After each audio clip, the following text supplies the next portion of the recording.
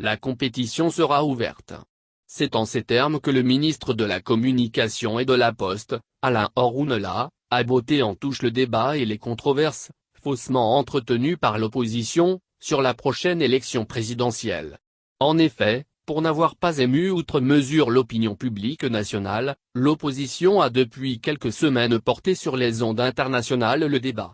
Reçu sur l'émission hebdomadaire de BBC le week-end dernier, le porte-parole Alain Orunela réagit aux attaques et accusations allant dans le sens d'une élection non inclusive.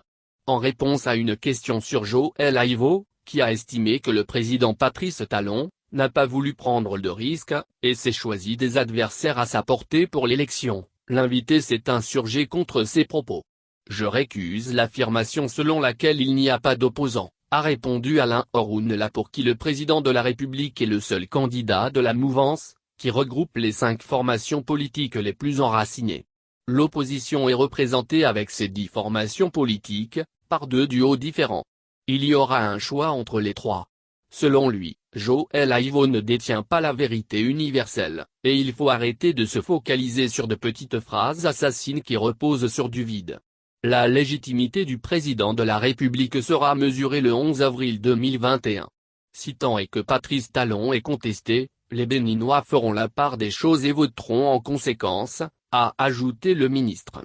Ce débat a été ensuite l'occasion pour Alain Orunela de critiquer l'attitude du constitutionnaliste qui a en amont participé aux réformes, mais s'est mis à les critiquer aujourd'hui, parce qu'il n'y trouve pas ses intérêts. En effet, pour le porte-parole du gouvernement, les réformes aujourd'hui critiquées par une minorité d'activistes ont été voulues de longue date par l'ensemble de la classe politique.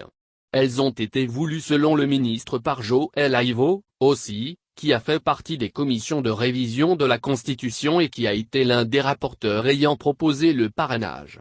Ce ne sont pas des réformes à géométrie variable. On croit en quelque chose, on peut changer d'avis le lendemain.